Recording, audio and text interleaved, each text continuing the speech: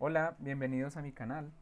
Hoy vamos a ver o a comenzar a mostrar un modelo que se llama modelo de Mundell-Fleming.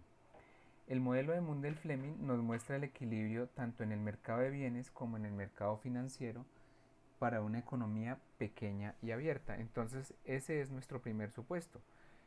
Suponemos que la economía es pequeña y abierta y que los capitales circulan libremente. Si los capitales circulan libremente entre países, va a suceder que las tasas de interés local, R, va a terminar siendo igual a la tasa de interés mundial R estrella. ¿Por qué? Porque si, por ejemplo, el país local, supongamos Colombia para nuestro caso, tiene tasa de interés mayor que el país, que la tasa de interés mundial, entonces esto va a atraer capitales al país y va a ser un ejercicio de arbitraje que reduzca la tasa de interés local y la termine igualando a la tasa de interés extranjera. El equilibrio del mercado de bienes lo resume esta ecuación, que Y es igual a consumo más inversión más gasto más exportaciones netas. En la versión de la economía cerrada, no existen estas exportaciones netas y tampoco se da el hecho de que la tasa de interés mundial sea la que determina la inversión, sino que es la tasa de interés local la que la determina. Vamos a suponer también, de partida, que la tasa de cambio nominal la denominamos en moneda doméstica por unidad de moneda extranjera. Esto tiene una implicación importante para la pendiente de la curva IS que estamos por mostrar. Entonces, ¿qué es la curva IS? La curva IS es un resumen de el mercado de bienes. ¿Qué nos muestra la curva IS? Diferentes equilibrios del mercado de bienes. Entonces, la ecuación que la describe es producción igual a consumo más inversión más gasto más exportaciones netas. La IS se dibuja para un valor dado de tasa de interés. ¿Por qué tiene pendiente positiva? Porque está relacionada con las exportaciones netas. Fíjense que un componente de la demanda son las compras del extranjero o las exportaciones netas. Estas son mayores cuando el tipo de cambio es más devaluado. ¿Por qué? Estamos diciendo que si el tipo de cambio está en, por ejemplo, 3.800 pesos por un dólar y yo exporto una libra de café al exterior, entonces habrá mayores incentivos cuando el tipo de cambio ya no es 3.800 sino 4.000 pesos por dólar.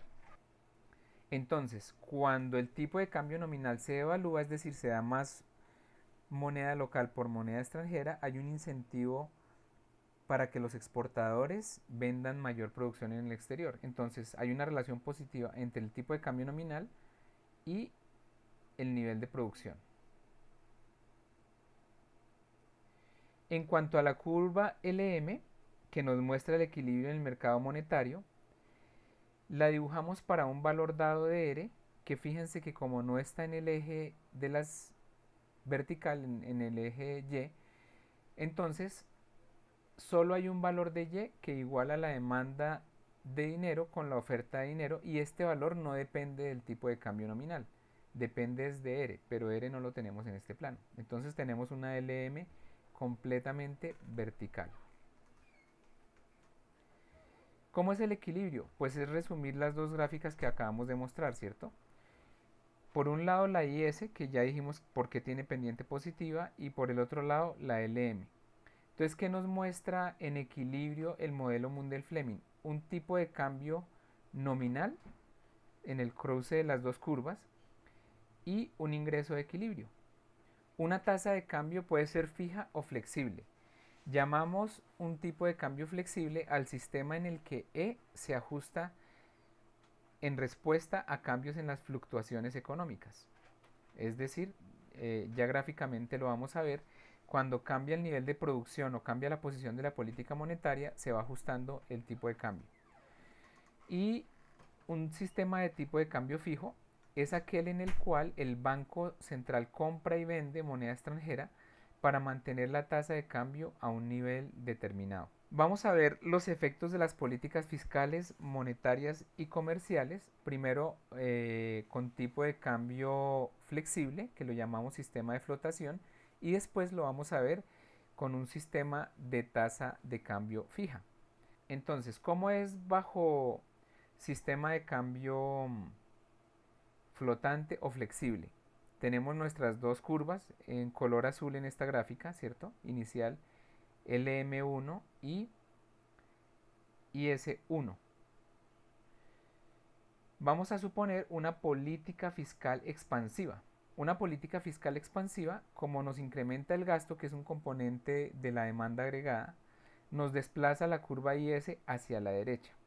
Entonces, para cualquier valor dado de E, de tipo de cambio nominal, una expansión fiscal aumenta el nivel de producción moviendo la IS hacia la derecha. ¿Qué resultados nos da este modelo? Bueno, nos da que hubo una depreciación del tipo de cambio y que no hubo cambio en el nivel de producción. Entonces, ¿qué conclusiones podemos sacar de la política fiscal? Que en una economía pequeña y abierta con perfecta movilidad de capitales, la política fiscal no afecta el PIB real. Se presenta es un crowding out. ¿Qué quiere decir crowding out? Cuando estábamos en economía cerrada, la política fiscal desplazaba la inversión y porque causaba un incremento en la tasa de interés. Como estamos en economía abierta y la tasa de interés no la puede cambiar el país pequeño, la economía pequeña y abierta, entonces la política fiscal lo que desplaza son las exportaciones porque induce una apreciación del tipo de cambio. Es decir, el efecto expansivo que tendría el incremento del gasto sobre el nivel de producción cuando la economía es abierta y el tipo de cambio es flexible se neutraliza gracias a la que hace que las exportaciones se reduzcan y las exportaciones crezcan. Entonces se neutraliza o hay un crowding out del efecto expansivo que tendría en principio la política fiscal. Vemos ahora la política monetaria bajo tipo de cambio flexible. Tenemos el mismo punto de partida, LM1 azul se cruza con IS en el punto E1, digamos 3.800 pesos por dólar, pero un aumento de la oferta de dinero desplaza la LM hacia la derecha, porque es una política monetaria expansiva. Porque fíjense que si la LM se desplaza a la derecha, esto implica que por el aumento de M creció el lado izquierdo del equilibrio monetario. Entonces debería crecer el lado derecho. ¿Por qué? ¿Cómo se iguala de nuevo esta igualdad? Pues porque debe crecer Y para que la demanda de dinero también crezca y vuelva a restablecerse el equilibrio en el mercado monetario. ¿Qué resultado tenemos entonces? Que hubo una depreciación del tipo de cambio nominal que mejoró las exportaciones y por lo tanto incrementó la producción a un nivel Y sub 2. Digamos que antes Y sub 1 era de 1000 y ahora Y sub 2 va a ser de 1500. Antes el tipo de cambio era de 3.800 pesos por dólar y ahora estamos en 4.000 pesos por dólar. Entonces, gracias a esta depreciación que generó incentivos para exportar más, se exportó más, crecieron las exportaciones y por lo tanto estamos en un nivel de producción superior. Lecciones de la política monetaria. Entonces, ¿qué nos permite concluir el análisis de la política monetaria en economía abierta? Que la política monetaria afecta el producto al afectar uno o más componentes de la demanda agregada. Cuando estábamos en economía cerrada, esto pasaba a través de la tasa de interés, ¿cierto?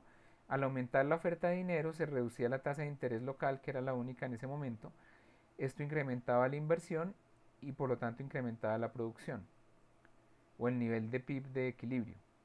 En economía abierta el mecanismo es otro. En economía abierta, al aumentar la oferta de dinero, esto devalúa el tipo de cambio nominal, lo cual es un incentivo para exportar más e importar menos y por lo tanto crece el nivel de producción. Entonces diríamos que la política monetaria sí es efectiva para mover el PIB y la política fiscal no lo es, cuando el tipo de cambio es flexible. Entonces la política monetaria expansiva no incrementa la demanda agregada del mundo. Lo que hace es que se recomponga en favor de los bienes producidos domésticamente. Hay una recomposición de la demanda a favor de los bienes domésticos. Por ende, los incrementos en el ingreso y el empleo doméstico tienen contrapartida en pérdidas de las mismas variables en el exterior. Es como si al mejorar el empleo y la producción en Colombia, entonces estamos perjudicando a Ecuador y a Perú y a Chile, que son países que producen bienes similares a los que produce Colombia. Política comercial bajo tipo de cambio flotante. Entonces, ¿de qué se trata esto? El PIB es igual a consumo más inversión más gasto más exportaciones netas, mismo punto de partida. Esta es nuestra famosa ecuación de la curva IS, ¿cierto? Y esta es nuestra ecuación de equilibrio de la curva LM. Entonces estamos en un equilibrio inicial en azul, Y sub 1, con una LM1 y una IS1. Para cualquier valor de E, un arancel reduce las importaciones y aumenta las exportaciones netas. Entonces la IS se desplaza hacia afuera. Esto expliquémoslo un poquito mejor. Un arancel o el aumento de un arancel funciona como un impulso artificial a las exportaciones netas. Digamos que le colocamos un arancel al arroz que importa Colombia del exterior, de China. Entonces, artificialmente, las exportaciones de arroz o los arroceros colombianos van a estar en mejor posición porque les limitaron la competencia gracias al arancel, que también pudo haber sido una restricción de cantidad importada, un contingente. Digamos que eso mejora artificial y temporalmente las exportaciones de arroz, pero en el equilibrio vamos a estar en una posición de menor tipo de cambio nominal, es decir, el tipo de cambio nominal se aprecia. El tipo de cambio nominal, al apreciarse, hace que el producto en el neto no vaya a crecer. Entonces, una política comercial no genera mayor nivel de producción, lo que genera es una recomposición de la demanda. Vamos a ver por qué.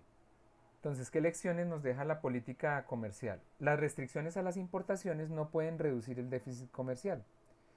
A pesar de que las exportaciones netas no cambian, hay menos comercio, porque la restricción al comercio reduce las importaciones y la apreciación del tipo de cambio nominal reduce las exportaciones. Entonces, las restricciones a las importaciones favorecen el empleo en los sectores domésticos donde se restringieron las importaciones. Para nuestro ejemplo, esto está sucediendo en el caso del arroz, pero destruye empleos en los otros sectores de bienes exportables. En el caso colombiano, nuestros bananos, frutas, flores van a tener que competir con el exterior con una tasa de cambio más apreciada. Entonces se reducen los empleos y la producción en esos otros sectores. Por ende, las restricciones a las importaciones no incrementan el empleo total. Es peor, incluso, porque las restricciones a las importaciones provocan la necesidad de que los trabajadores cambien de sector y se genera desempleo friccional. ¿Por qué se crea desempleo friccional? Porque los que trabajaban en el sector que se protegió, en este cambio arroz, en este caso arroz, van a tener necesidad de pasarse a otro nuevo sector.